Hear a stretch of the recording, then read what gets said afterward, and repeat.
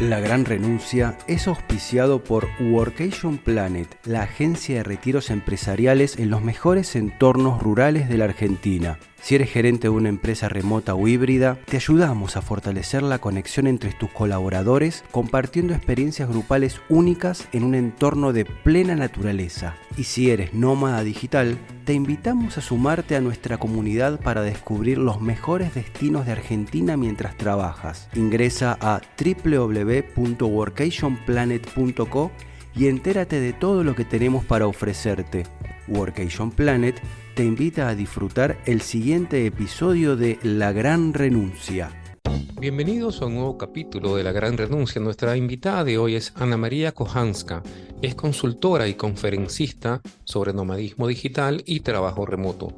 Asesora marcas y organizaciones con estrategias de equipos de trabajadores remotos y todo lo relacionado al futuro del trabajo. Es fundadora de Remote Impact, empresa que ofrece servicios de asesoría sobre trabajo remoto y nomadismo digital. Bienvenidos a La Gran Renuncia. Claves para una gerencia remota. Ana María, bienvenida y gracias por aceptar nuestra invitación. Hola a todos, sí, gracias por invitarme. Ana María, estuviste recientemente en Nomad City, en esta conferencia que se hizo en las Islas Canarias. ¿Qué experiencia tuviste en esta conferencia? Y si nos puedes comentar de algunos temas novedosos en esto relacionado al nomadismo digital. Pues la experiencia fue muy buena. Es una conferencia que, ya ha sido organizada desde 2016, pero después con el COVID se ha parado un poquito y ahora es la primera vez que se hace desde el COVID. Y sí, está organizada por Repipu y es la marca de Gran Canaria Nomad City. Y entonces sí, creo que estuvimos cerca de 120 personas ahí. Y la diferencia aquí es que es la primera vez que una conferencia nómada tiene también una parte local, porque habían como dos palcos, un palco para los nómadas y la gente que sigue las charlas en inglés, y después un palco para el público local, o sea, españoles en español. Y eso realmente es la primera vez que esto se hace, porque hasta ahora realmente todas las conferencias son básicamente para nómadas, aunque sean alrededor del mundo, y son muy pocos normalmente participantes locales que las atiendan. Y los que los atienden igual ya son nómadas, o al menos han vivido en extranjero y de alguna forma se relacionaron con nómadas. Y aquí viene también el tema que se habló bastante en la conferencia, que es integración con la comunidad local, el impacto positivo de los nómadas. Eso, han habido varias charlas que han tocado ese tema. También el futuro del nomadismo, la tecnología, AI, Web3, cómo encontrar trabajo remoto, básicamente, sí. Las dificultades los challenges que tenemos en la vida nómada.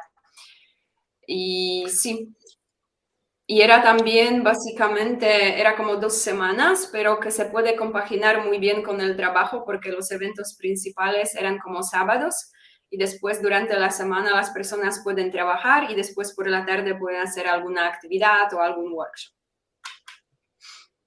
Interesante eso que comentas, que está también, se consideró en este evento la participación, quizás integración de la comunidad local, porque a veces se crea un cierto choque, ¿no? La comunidad local ve que hay un movimiento fuerte de nómadas digitales, pero como que no entiende muy bien de qué se trata.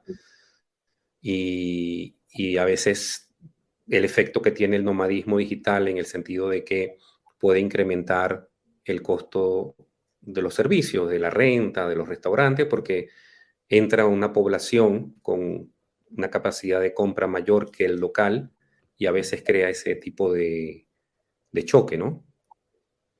Bueno, es que aquí es importante mirar los datos, ¿vale? Porque, por ejemplo, los trabajadores remotos, nómadas incluidos en Gran Canaria, todas las Islas Canarias son realmente menos de 1% del turismo. Entonces, esas acusaciones que vienen mucho a través de prensa están completamente exageradas porque qué impacto puede tener 1% sobre un trend tan grande, ¿no? Aquí tiene que ver con muchas cosas, ¿no? Globalización son varios factores, o sea, la gente que se muda a las ciudades grandes para trabajar y son también inmigrantes, expats, la gente que, bueno, ya deja de ser nómada y decide establecerse y comprar una casa, que realmente ya no son nómadas, pero se mudan ahí. La gente que, por ejemplo, incluso locales que se mudan a las ciudades, ¿no? Porque muchos países son muy centralizados, que los trabajos están en ciudades grandes, que es donde normalmente hay esos problemas de, como ahora tiene Lisboa, por ejemplo, o Barcelona, ¿no? ¿Por qué? Porque mucha gente se muda aquí a vivir y dentro de todo ese mar de gente que se muda a la ciudad hay 1%, o incluso ni llega a 1%, creo que es 0,8% de trabajadores remotos. Entonces, el impacto que nosotros podemos tener es muy pequeño. Sí que contribuyen, pero contribuyen en la medida del porcentaje que constituye eso en el movimiento, que es muy pequeño. Así que para mí es como una forma que cuando la gente no está contenta, busca siempre culpar a alguien, ¿no? Ya sean inmigrantes, ya sean turistas, ahora pues ya son nómadas, pero que es importante que miremos los datos, que hagamos los números y que hagamos responsables de gentrificación de la gente que realmente lo es, que son muchos actores y que en mi opinión, por ejemplo, si tenemos siempre un piso que, bueno, en Lisboa, en Barcelona, ahora lo alquilan igual aquí 2.500, 3.000 por mes, ¿no? Entonces, claro, hay un extranjero que lo alquila, pero de otro lado hay también una persona local que se beneficia, que nunca hablamos de eso, ¿no? ¿Vale? Entonces, hay alguien local que también tiene una responsabilidad de poner esos precios, pero sobre todo son los gobiernos locales que corresponde a ellos regular ese mercado, porque el nomadismo es un movimiento global que de momento es pequeño, pero que está previsto que va a crecer mucho. Entonces hay que pensar cómo lo vamos a manejar, cómo lo vamos a controlar, porque todo se regula. El turismo lo regulamos a través de visas, impuestos, e incluso los precios.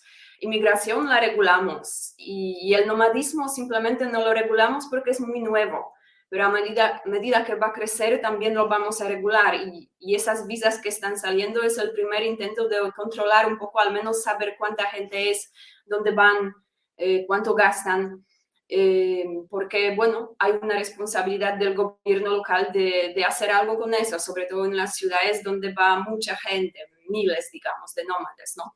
Pero que hoy por hoy ese impacto es muy pequeño porque al final, dentro de la escala global, ese porcentaje es muy pequeño.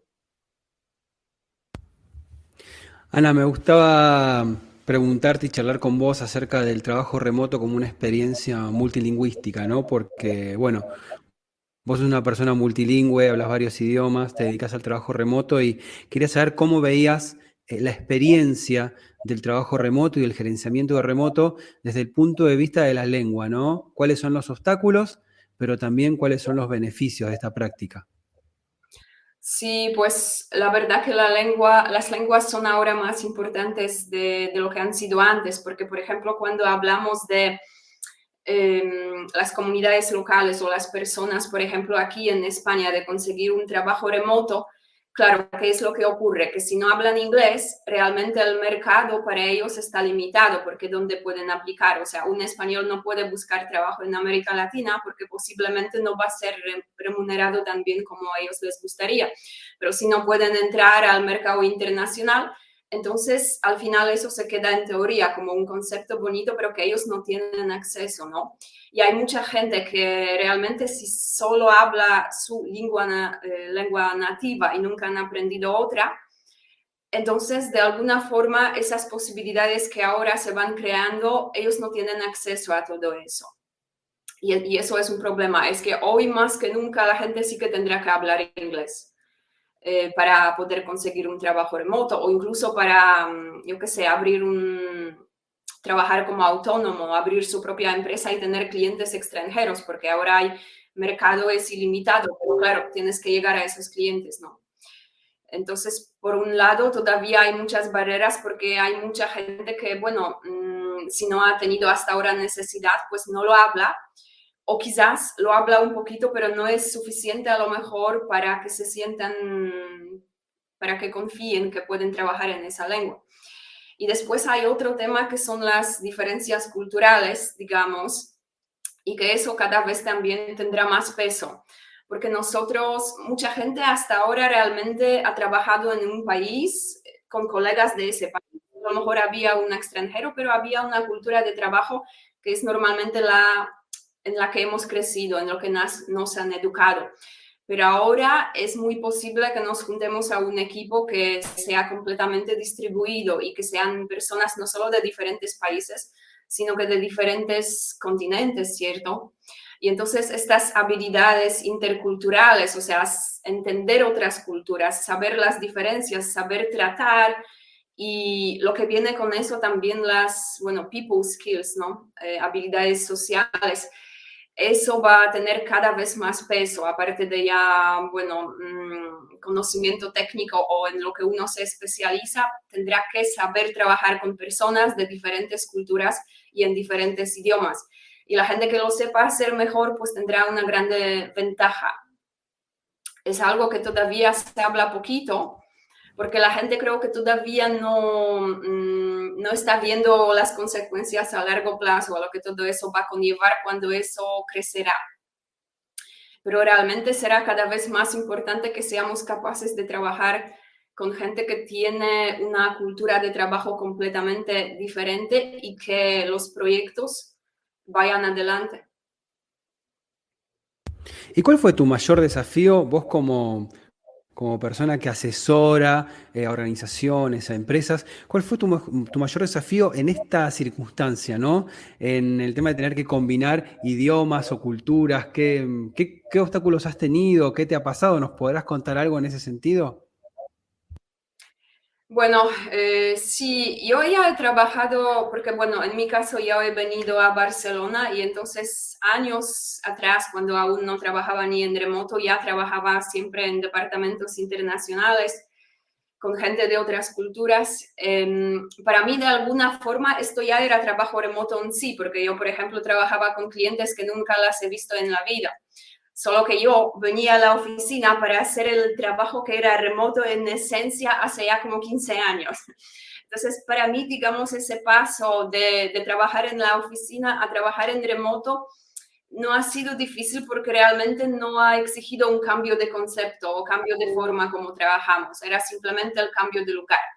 Pero realmente empezar a trabajar de lo que significa trabajo remoto y lo que mucha gente interpreta que es solo el lugar, eso es una forma errónea de ver el trabajo, porque para trabajar de forma remota, efectivamente, tú tienes que completamente cambiar de concepto de trabajo.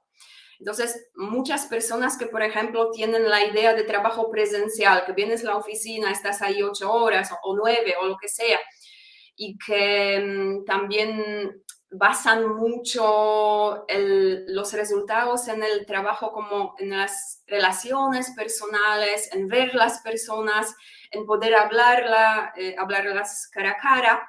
Todo eso después lo tienen que realmente repensar, porque para trabajar de forma remota tienes que ser mucho más independiente, tienes que ser mucho más flexible, tienes que poder establecer esa confianza aunque nunca hayas visto a la persona, y eso tiene que ver con normalmente también mejorar las habilidades comunicativas, porque muchas personas creen que las tienen, pero realmente de mi experiencia mucha gente las podría mejorar, incluido yo mismo, porque siempre se puede mejorar, ¿no? Pero que mucha gente no tiene ni siquiera la conciencia de que cuando trabajas en remoto es mucho más importante, porque cualquier falta de claridad va a generar después malentendidos, atrasos. Si yo, por ejemplo, escribo un email a la gente que está en México y yo no soy suficientemente clara, entonces cuando ellos reciben ese email, me tienen que mandar un email de vuelta.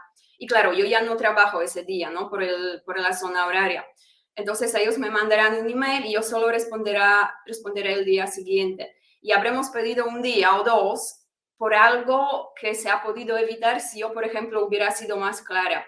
Entonces, parte de educar a la gente de trabajar de forma remota es pensar antes de que escribas si yo realmente estoy dando toda la información necesaria para la otra persona, que es la gestión del trabajo remoto.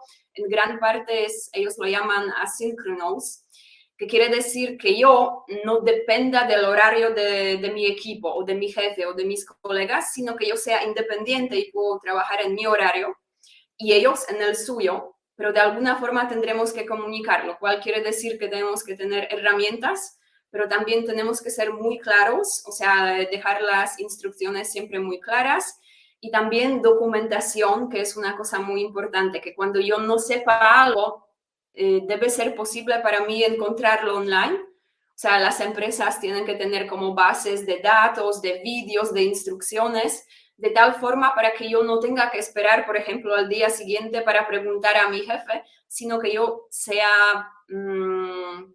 independiente en ese sentido, que yo pueda ver. Porque de otra forma, si nosotros no conseguimos independizarnos y trabajar independientemente de la forma independiente de la zona horaria, entonces nunca seremos completamente independientes en ese sentido, ¿no? Dependeremos del horario, entonces podremos trabajar por zona, que es mucho lo que muchas empresas hacen, ¿no?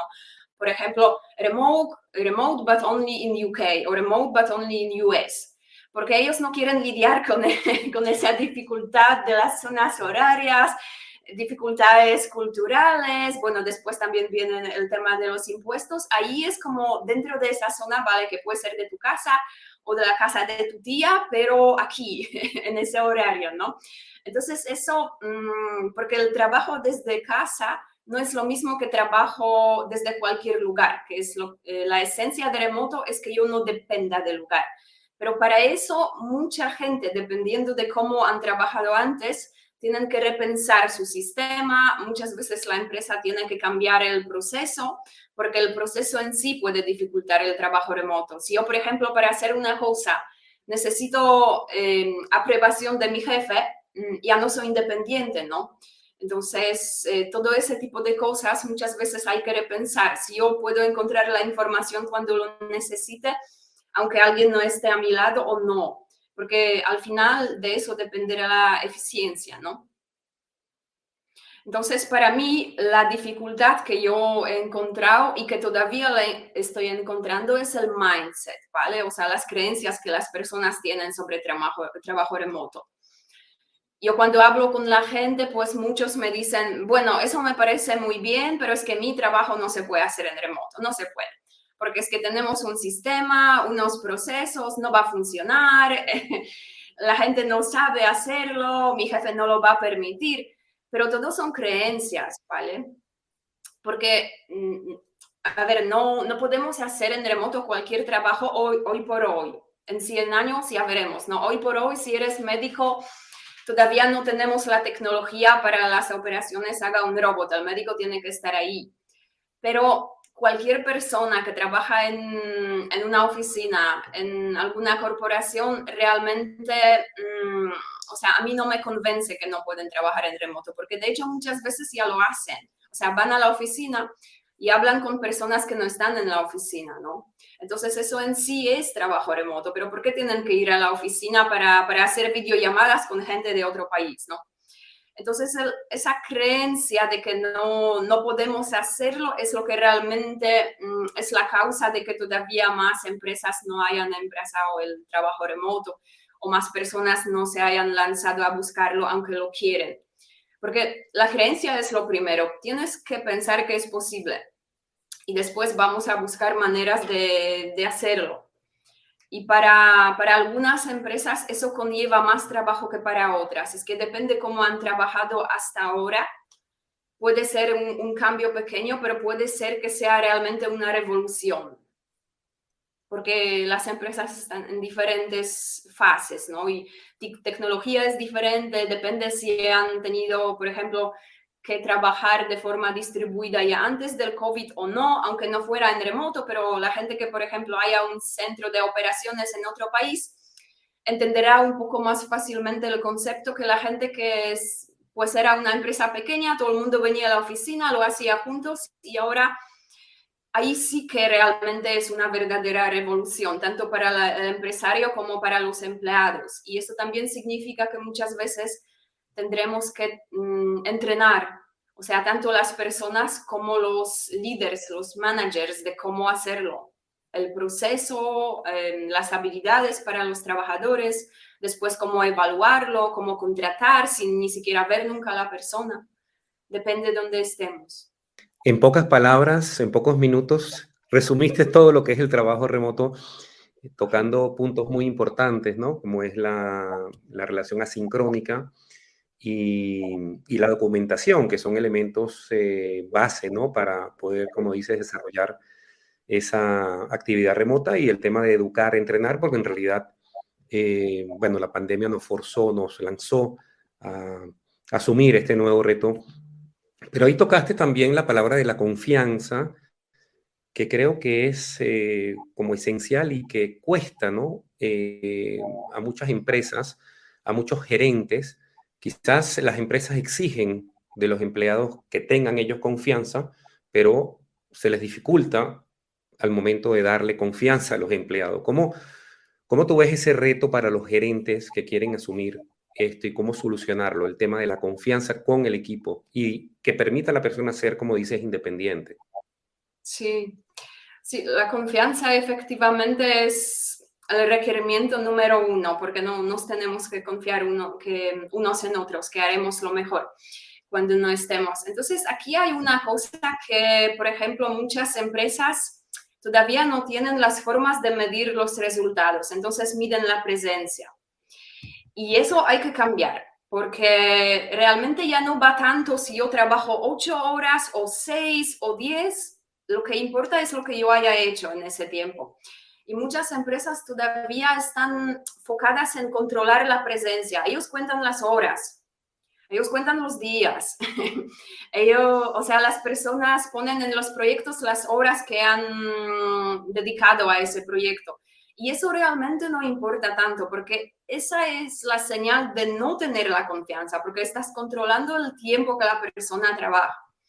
Y entonces, claro, cuando coges esto y lo pones en un escenario remoto, ellos no tienen forma de controlar muchas veces. No sabes ahora cuántas horas esa persona, si trabaja de casa o de otro lugar, está trabajando.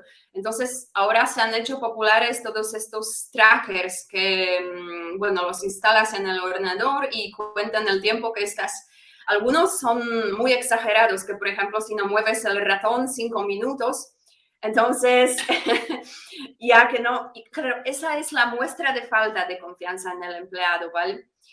Y para cambiar eso, que es un reto realmente para los líderes, pero que hay que empezar a pensar en los resultados, no tanto en la presencia. Es que ya no importa si yo he estado 7 horas o 9, pero importa lo que yo haya hecho en ese tiempo. Y cuando nos enfocaremos en eso, entonces ese micromanagement no sea tan necesario, porque al final, eso sí, hay que ir controlando, digamos, dependiendo de lo que la empresa hace cada semana o cada mes, pues Ana ha hecho tanto, ¿no? O el Marcel ha hecho tanto. Y eso es lo que nos va a llevar a la independencia, ¿no? No controlar cuántas horas ha llevado esa persona.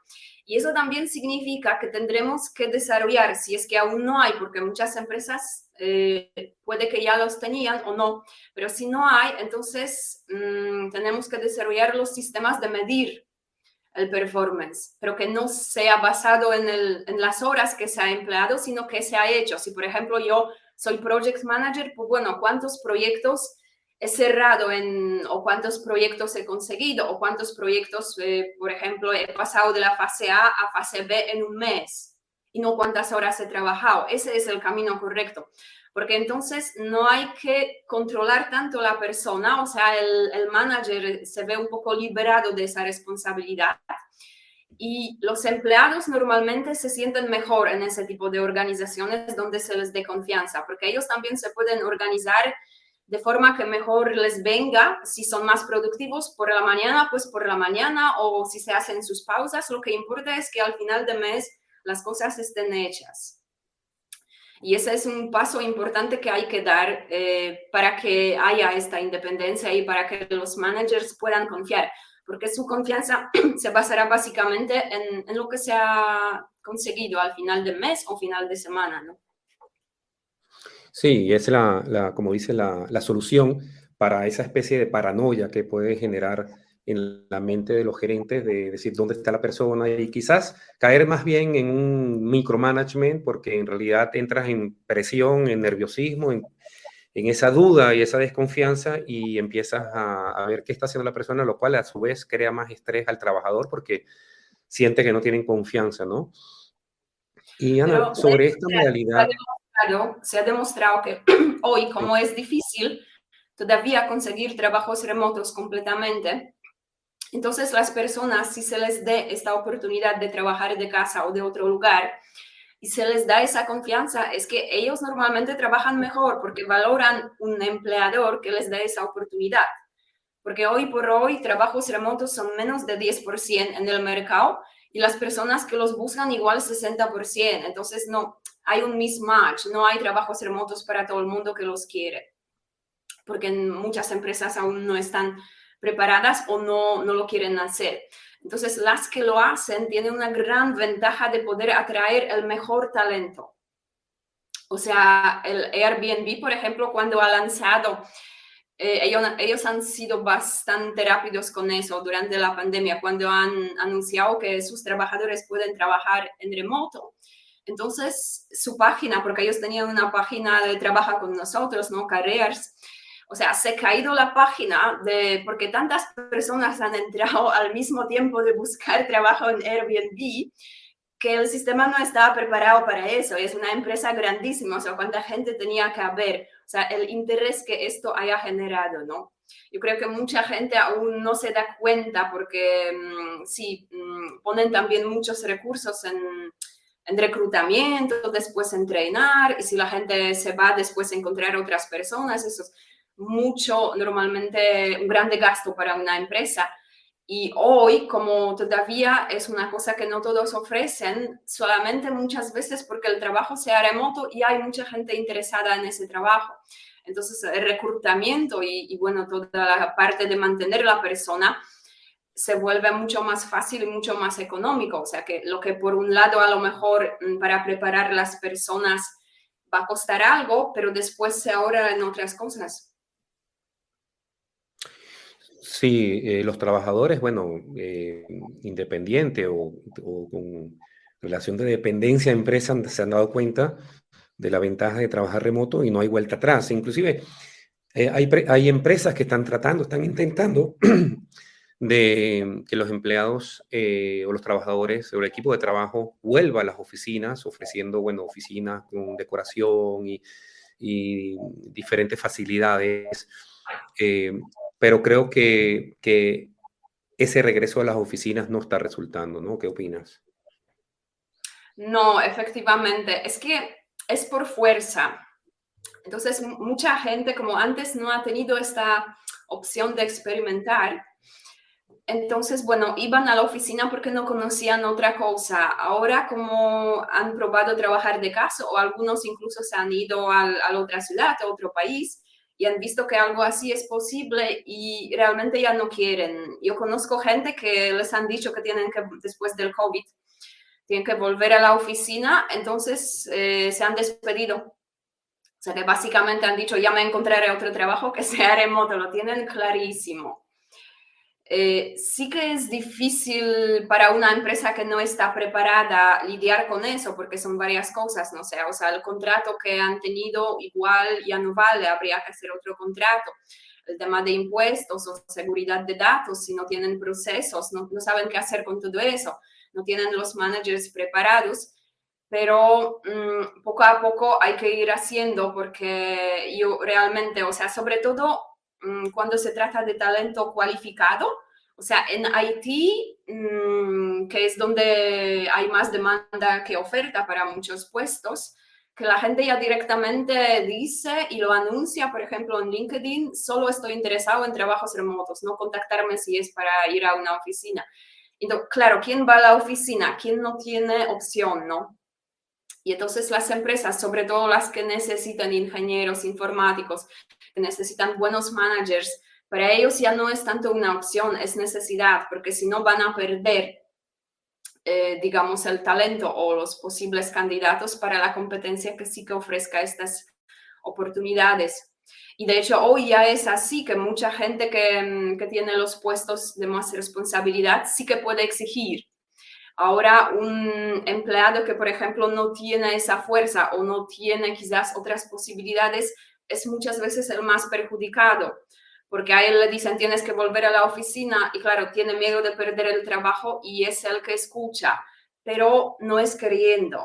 De hecho, hay mucha gente que sí que han vuelto a la oficina porque no han podido dejar el trabajo, como algunos de mis amigos, pero ellos están buscando, o sea, están trabajando, pero al mismo tiempo están buscando otras cosas, a ver cuándo me puedo ir. Y eso no crea una cultura de trabajo que quieres tener, porque después, si alguien se va, por ejemplo, que ya ha sido entrenado y que ha sido un buen trabajador, tienes que encontrar otra persona, tienes que reclutarlo, tienes que entrenarlo, pasa un tiempo hasta que esa persona aprenda todo. Es más barato realmente mantener a alguien que ya tienes que buscar otra gente. Es una decisión bastante arriesgada de forzar si la gente no quiere. Yo sí que creo en la posibilidad de elegir. O sea, las oficinas pueden tener una parte, digamos, en ese nuevo paradigma, pero se tienen que redefinir. No puede ser forzando a la gente. Todavía hay gente, yo qué sé, igual 30% de la gente sí que prefiere ir a la oficina, ¿vale? Muchas veces es la gente joven que no tiene mucha experiencia y entonces, claro, ellos se sienten isolados, se sienten solos, no tienen acceso a sus mentores o a los colegas con más experiencia cuando están en casa y ellos son menos independientes. O, por ejemplo, situaciones de que tú cambias completamente de carrera y, claro, ahora vas a ser completamente nuevo. O, por ejemplo, lanzar un producto nuevo, hacer algo completamente nuevo, abrir un departamento nuevo, o sea, todo lo que sea completamente diferente, hay ciertas ventajas de hacerlo en persona. Entonces, las empresas tienen que pensar en que la oficina debe ser para estas cosas, no para el día a día, que ya está controlado, sobre todo con trabajo repetitivo, que lo puedes hacer tranquilamente desde casa. Yo, por ejemplo, de mi experiencia, yo he empezado a trabajar en, bueno, remoto en práctica, ¿no? Digamos, porque la idea o la esencia era remota hace mucho tiempo, pero cuando ya no he venido a la oficina era 2017. Y entonces después sí que he cambiado de trabajo y era la primera vez que he empezado a trabajar en IT. Y entonces el primer mes yo sí que veo que, por ejemplo, con perspectiva de tiempo, hubiera sido más fácil para mí, primera vez, ya que he cambiado de carrera, primer mes, a lo mejor ir a la oficina y estar al lado de mis colegas, porque es que tienes muchas preguntas. Y ese puede ser un posible uso de las oficinas. Pero una vez ya aprendes, realmente no es necesario. Y entonces forzar para que esas personas que están tranquilas y no necesitan ir a la oficina sí es contraproductivo. Las empresas realmente tienen que pensar cómo hacer la oficina atractiva para que las personas quieran ir ahí. Probablemente será de vez en cuando, pero o para proyectos específicos, o a lo mejor persona nueva querrá ir para aprender sobre empresa, conocer sus colegas. Pero quien no quiere, en mi opinión, hay que dejarle trabajar de casa. Esa es la mejor cultura que se puede crear y de cara al futuro es la visión que más va a resultar. Si te gusta nuestro contenido, te pedimos que nos ayudes a difundirlo siguiéndonos en Spotify, Apple Podcasts, YouTube o desde la plataforma que nos estés escuchando. También puedes suscribirte a nuestro newsletter podcastlagranrenuncia@gmail.com y te haremos llegar todas las novedades acerca de gerenciamiento y trabajo remoto. Seguimos escuchando La Gran Renuncia. Es interesante cómo el trabajo remoto no solamente involucra la tecnología como una herramienta, sino que también involucra nuevos estilos de vida, porque muchos de los que nos estamos dedicando al trabajo remoto o al nomadismo digital, también va aparejado de otros temas, ¿viste? Como de conocerse a uno mismo, algunos se involucran más en el estilo de yoga, meditación, entorno rural, medio ambiente. Es como que trae aparejado muchos más temas que tienen que ver con lo psicológico, con la vida, y al final trabajar desde una compu o desde una netbook termina siendo una anécdota. ¿Cómo lo ves? Sí, totalmente. De hecho, en inglés se habla cada vez más de future of living. No sé, sería como futuro de vivir o futuro de vida. De No vivir, sí. solo future of work, pero future of living. Porque ahí es cuando nos damos cuenta que al tener más flexibilidad de dónde queremos trabajar, cómo queremos trabajar, cuándo, con quién, eso nos permite rediseñar la vida. Porque yo, por ejemplo, he venido a Barcelona, he vivido aquí, porque era aquí donde yo podía trabajar, ¿no? O sea, yo he elegido esa ciudad en función de trabajo, no era una elección que era la ciudad que más me gustaba del mundo.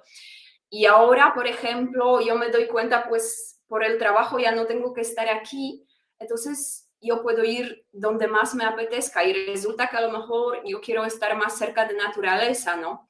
Entonces, eso te permite realmente, cuando eres libre de elegir, puedes hacerte esas preguntas, cómo yo quiero vivir, incluso qué impacto yo quiero dejar en los demás, porque cuando no me tengo que preocupar tanto sobre el trabajo y el lugar de trabajo, y una cosa, por ejemplo, de perder 2 horas al día solo al ir y volver, ¿no? O en caso de algunas personas hasta 3, porque si tienen el horario partido y tienen que hacer la comida y después volver, al final son 3 horas. 3 horas cada día es mucho tiempo. Es mucho tiempo, de verdad. Yo con 3 horas puedo hacer un proyecto más o puedo ser voluntaria en alguna cosa que antes no tenía esas 3 horas.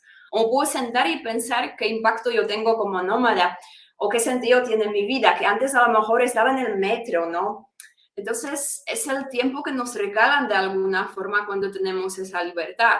Ya por no decir que, por ejemplo, yo ahora como mejor, duermo mejor, hago más deporte, porque puedo adaptar a mi, digamos, niveles de energía, a mis horarios, a lo que me viene mejor. Puedo comer en casa en lugar de un bar a la esquina, un bocadillo, porque es lo que había cerca del trabajo, ¿no? Entonces, al final, esos cambios que eso conlleva no es solamente dónde yo voy a trabajar, en cuál escritorio, sino todo eso lo que va a afectar, ¿no? El trabajo remoto. Y trabajo remoto afecta muchísimo más de lo que a mucha gente les parece, o sea, a largo plazo sobre todo.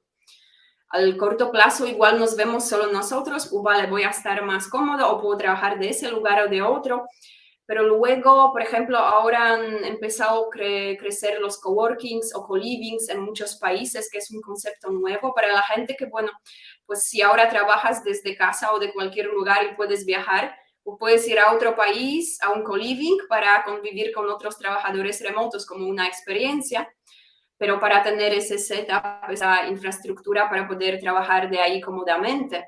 Entonces, eso también conlleva muchos modelos de negocio nuevos y mucha gente también se está preguntando sobre el impacto, ¿no? Que habéis mencionado ahí antes, pero que hay también un impacto positivo, por ejemplo, de los nómadas que han abierto algunas ONGs y están educando a los locales cómo conseguir el trabajo remoto, por ejemplo, o practicando idiomas con ellos, o en general compartiendo conocimientos. Entonces, es que cuando nosotros nos relacionamos con otras culturas, con otros lugares, pues hay siempre flujo de información, ¿no? De conocimiento. Alguna gente ha decidido invertir en países donde ha sido simplemente de viaje, pero les ha gustado y han comprado una casa ahí. O sea, hay muchos ejemplos de esos. Entonces, el hecho de desvincularnos de un solo lugar nos permite tomar mejores decisiones, porque son decisiones tomadas con más libertad de lo que realmente nos gustaría. Sí, hablando de impacto que comentas, toda esta interacción del nómada digital con otras culturas, aparte de todas esas ventajas que comentaste a nivel de emprendedor, también te ayuda a salir de los prejuicios, ¿no? Porque el nómada digital, que hoy en día son millones, decenas de millones en el mundo, pueden tener un efecto inclusive hasta político, porque se dan Sí. cuenta de muchas cosas que en su país o en su pueblo, en su zona, en su ciudad, dicen una cosa, viaja y ven que es otra, ¿no? Sí, Y efectivamente. De hecho, Inclusive yo... para, no. ¿Quieres añadir algo más? perdón, sí, inclusive para también lo que estabas comentando de las familias, ¿qué efecto va a tener toda esta forma de trabajar con la educación y con la relación familiar? Porque, como dices, se mejora el equilibrio familiar y tiene sin duda efecto en la educación también. Sí, de hecho yo pienso que la educación es lo siguiente que va a cambiar, porque ahora solo hemos hablado que se puede, por ejemplo, trabajar de forma remota. Yo creo que cada vez más los niños ya no irán a la escuela. Serán educados en casa o serán escuelas online o también serán escuelas o como campos, por ejemplo, que irán, de hecho ya se han empezado a crear esas soluciones, como un campo que van y hacen como un bootcamp de algunas semanas o algunos meses con otros padres de otras culturas. Y eso yo creo que es muy positivo para los niños porque van a conocer mucho más. Yo, por ejemplo, he crecido en un pueblo pequeño y yo solo he tenido acceso a los niños de mi escuela y además solo de la misma edad que la mía, ¿no? O sea que solo eso y nada más. Y todo el mundo hablaba polaco. Ahora imagínate un niño que puede ir con sus padres a Argentina y ahí va a conocer otras familias con diferente cultura. Esa inmersión es una gran ventaja para las familias y para los niños que lo puedan experimentar. Todavía estamos al principio de eso, porque la educación muchas veces está relacionada con las leyes, ¿no? Entonces ahí entra también el gobierno y el mercado no es tan libre como con los nómadas, que bueno, yo soy una persona adulta que si decido trabajar de otro país, al final soy solo yo. Ahora, claro, si son niños, que muchas veces los niños tienen que ir a la escuela por la obligación, ¿no? De ley, en según qué países, y no en según qué países ni siquiera se puede educar un hijo en casa, en otros sí.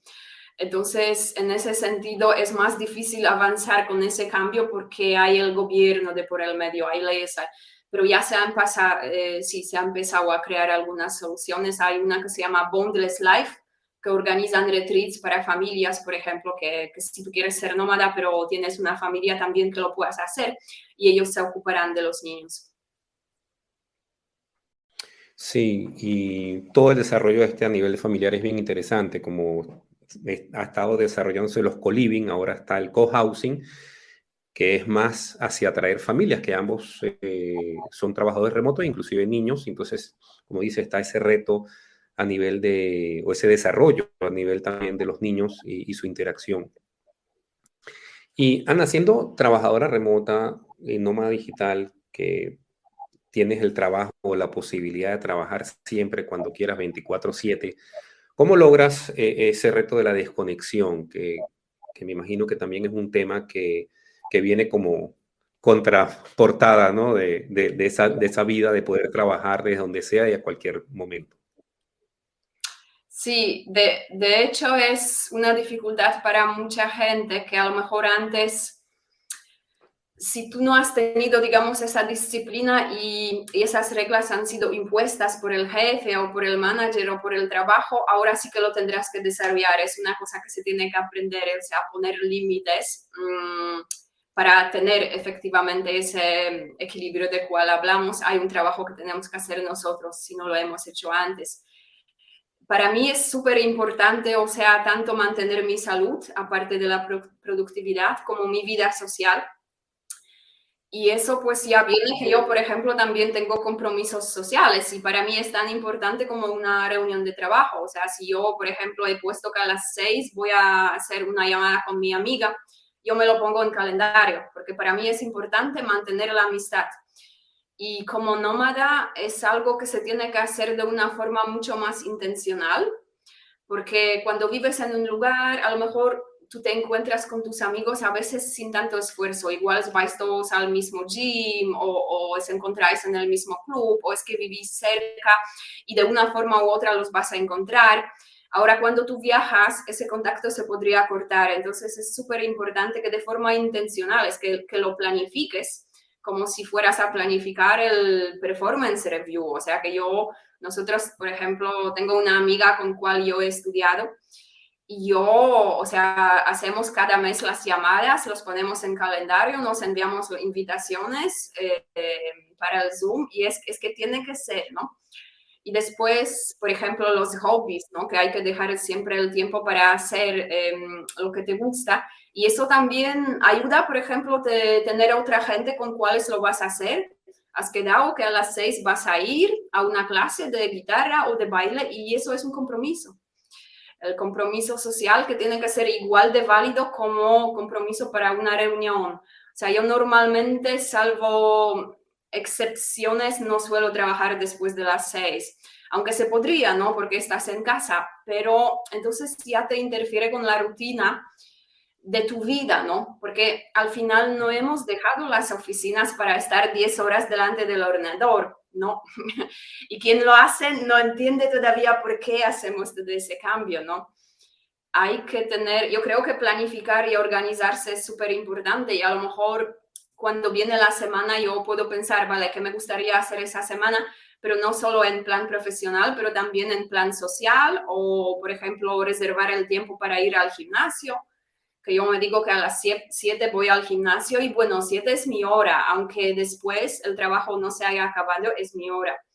Entonces, creo que cuando trabajamos de casa, hay que dar como más importancia a esos compromisos sociales y personales que ellos deben ser igual de importantes como tu vida profesional, porque de hecho lo son. Y que hay quien discutiría que son aún más importantes que trabajo.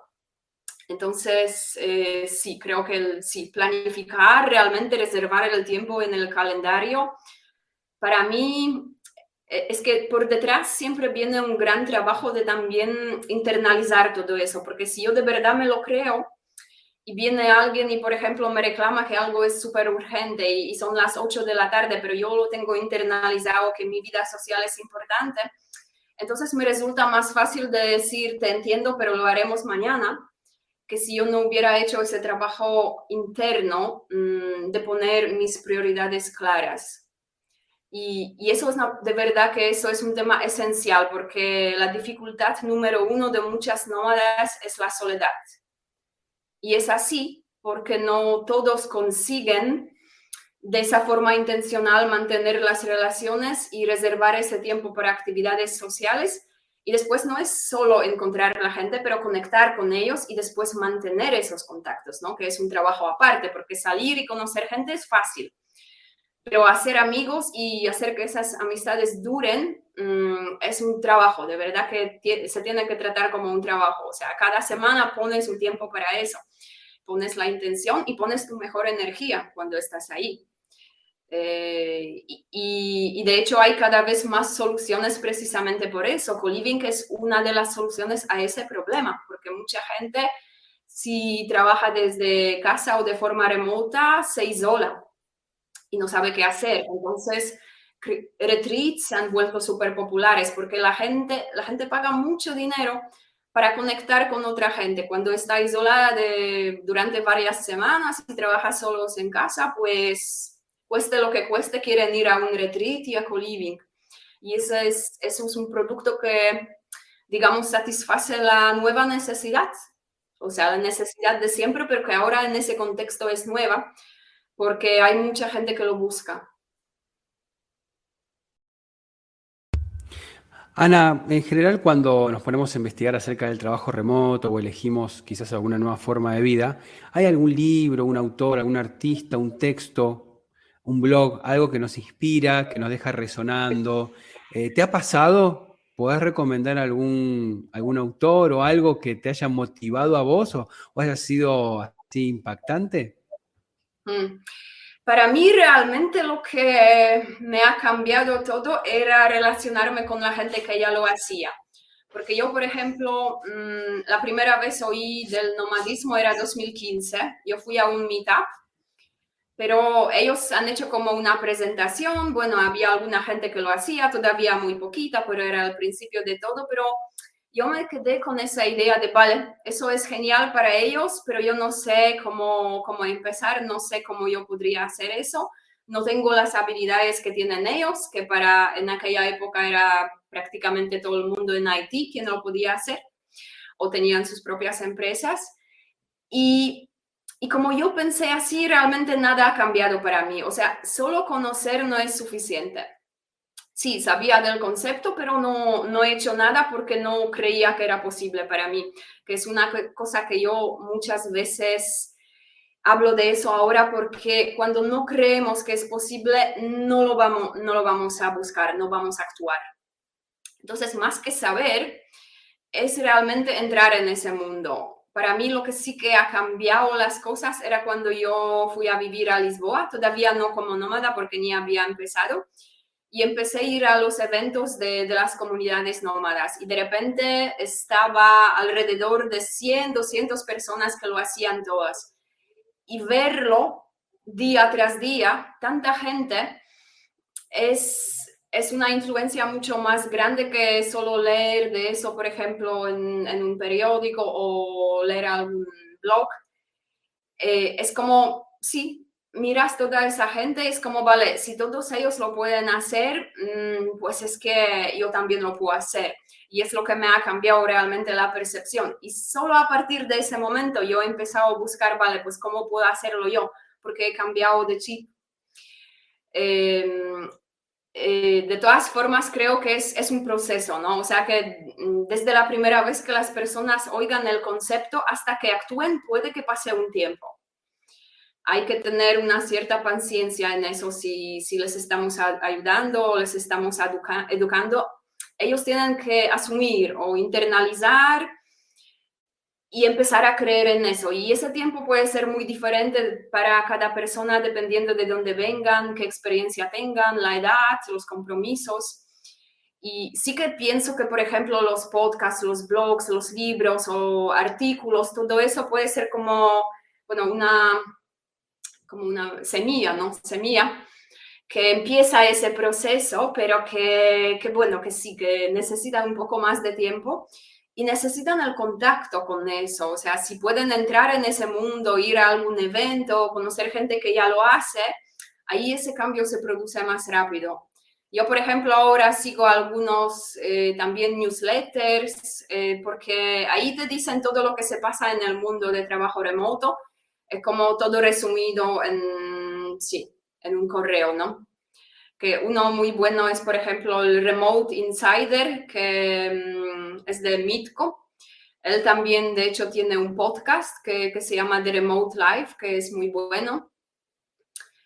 Y sí, de libros, ese libro, por ejemplo, no es tan de trabajo remoto, pero sí que es muy interesante. En inglés es como The Subtle Art of Not Giving a Fuck.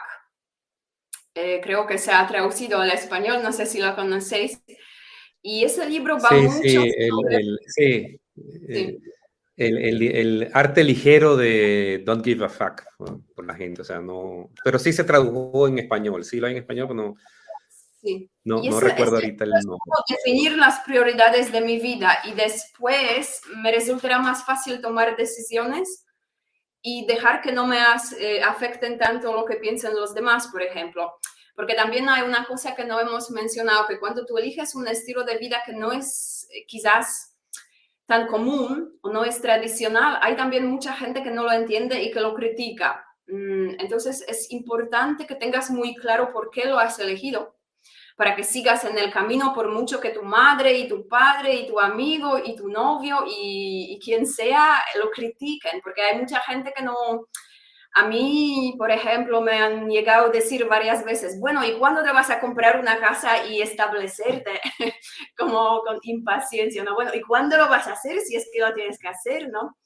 Y claro, nosotros es importante de que hagamos ese trabajo interno. O sea, hablamos mucho de trabajo externo, que es las habilidades que hay que aprender para encontrar el trabajo y después para trabajar, pero también hay un trabajo interno que yo creo que es necesario, que es crecer como persona, tener recursos emocionales y tener una confianza en nosotros mismos, porque muchas veces estarás a lo mejor solo en un país nuevo donde las cosas funcionan de otra forma y tienes que ser resiliente, tienes que ser una persona fuerte, tienes que ser capaz de ser solo, independiente, solucionar los problemas y no hundirse frente a eso, si es que realmente quieres vivir así, sobre todo, sí, a largo plazo.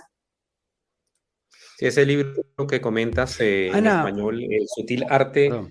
que casi todo te importe una mierda, sería la traducción, pero muy bueno, sí, yo lo leí, es totalmente recomendable. ¿Y hay alguna herramienta tecnológica que vos recomiendes para quien quiera trabajar remoto? ¿Alguna herramienta tecnológica preferida que tengas? Es que depende mucho del tipo de trabajo, porque sí, para un diseñador es otra cosa que para un project manager, ¿no? Pero sí, hay algunas cosas que si, por ejemplo, tenemos un pequeño negocio, podemos hacer nosotros varias cosas solos. Por ejemplo, Canva es muy bueno para todo lo que tiene que ver con medias sociales, para que podamos trabajar de forma independiente, es que hay como unas plantillas y podemos hacerlo solo, ¿no? O por ejemplo, el Notion es también bueno o para organizar información o proyectos, o incluso si alguien quiere lanzar una cosa y no sabe programar, puede hacer como una página él solo en Notion y después la puede publicar y hasta que al final muchas veces lo que necesitamos es dar información a los demás sin incurrir en tantos costes, ¿no? Sí, de gestión proyectos, pues muchas veces si trabajamos para la empresa no somos nosotros a elegir de qué sistema trabajan, pero sí, o por ejemplo también para las personas que se tienen que organizar, herramientas que ayuden, por ejemplo, a organizarse mejor, controlar el tiempo, trabajar con calendarios, ¿no? O trabajar con Google Drive y organizar todo ahí. Es que depende mucho de trabajo que se haga, porque de verdad que entre un diseñador o un asistente virtual, pues es un mundo que usarán tecnología diferente. Incluso necesitan, o sea, en términos de Internet, lo que una persona necesita es muy diferente de la otra, de la velocidad. Ana María, muchísimas gracias por haber estado en este episodio de La Gran Renuncia. Una última pregunta y es, ¿cómo nuestros oyentes te pueden contactar? Si te quieren hacer alguna Sí, consulta, ver tus sugerencias, ¿cómo te contactan? sí, pues me pueden encontrar en LinkedIn con mi nombre, Ana María Kochańska, o pueden encontrar también el Instagram, que es primer letra de mi nombre y después mi apellido, AM Kochańska. Bueno, no sé si lo podéis también compartir en descripción o algo. Sí, Sí. sí, lo vamos a poner todo en descripción, pero igual te lo preguntamos. Muy bien, Ana María Kochańska, muchísimas gracias por haber estado en este episodio de La Gran Renuncia. Fue un verdadero placer hablar contigo. Muchas gracias. Gracias. Muy bien, y escuchábamos a Ana María Kochańska en este nuevo episodio de La Gran Renuncia. Ella es asesora en trabajo remoto y bueno, nos ha hablado, hemos conversado muchísimo, ¿no? Acerca de una hora ha durado este episodio, pero hemos pasado por un montón de aspectos relativos al trabajo remoto, a las empresas, a los nuevos ecosistemas laborales y bueno, una cosa muy interesante, ¿no? Que quería recalcar, que me quedé de esta charla, fue la experiencia del trabajo remoto como una actividad multilingüe y la importancia del lenguaje, la importancia de los idiomas. No solamente de los idiomas, hablamos, ya lo habíamos tocado este tema en otros episodios anteriores a la denuncia, pero estuvo volver de la importancia de trabajar la multiculturalidad. Ahí hablábamos que es muy difícil conformar equipos multiculturales, que el trabajo remoto suelen ser muy comunes, porque claro, uno conforma equipo con personas de un montón de países que están inclusive en diferentes zonas horarias, con diferentes culturas y diferentes formas de ver las cosas. Entonces, si frente a esto no trabajamos por lo menos nuestra empatía, nuestra manera de entender al otro, va a ser muy difícil integrar este tipo de equipos remotos. Sí, un episodio con muchísimo contenido, muy interesante y muchas cosas hablamos aquí. Bueno, y lo que comenta también Ana María, que el tema de la soledad, como ella dice que si bien es un punto que a veces se experimenta el nómada digital o el trabajador remoto, tienes que ser proactivo para luchar contra esto en cierta manera y buscar un ambiente sociable y evitar situaciones donde te sientas muy aislado solo. Amigos, esto ha sido el nuevo episodio de La Gran Renuncia. Para comunicarse con nosotros lo pueden hacer en podcast lagranrenuncia@gmail.com. También les sugerimos que en todas las plataformas donde estamos presentes para que les anuncien cada vez que tenemos un episodio nuevo. Y le mandamos un saludo grande a la gente del coworking La Cañada Multiespacio. Vos sabés que el norte de la provincia de Córdoba, en la República Argentina, es un lugar ideal para venir a hacer tus retiros empresariales. También es un lugar ideal, si sos nómada digital, para venir a pasarte unos días y trabajar disfrutando del entorno, del paisaje, de las sierras y los ríos. Bueno, tenés un coworking ideal para esto, que es La Cañada Multiespacio, en un lugar tan pero tan lindo como es Villa Giardino. Te lo recomendamos. La Cañada Multiespacio tiene salón de eventos, talleres, tiene oficinas, tiene consultorios y tiene un espacio de coworking espectacular. Están ahí en Boulevard La Cañada 29, Villa Giardino, Córdoba. Tiene una alta conectividad de buena calidad, lindos escritorios, lindos espacios, muy pero muy bien hecho el diseño, así que te esperamos en La Cañada Coworking, en Boulevard La Cañada 29, Villa Giardino, Córdoba. Para comunicarte, 3548 40 90 90. 3548 40 90 90. La Cañada Multiespacio en Villa Giardino, provincia de Córdoba, en la República Argentina. Ahora sí, muchísimas gracias y nos vemos el episodio que viene. Escuchaste La Gran Renuncia, un podcast producido por Roberto Schlesinger y Cristian Curto. Si te gustó, hace clic en el botón seguir y nos vemos en el próximo episodio.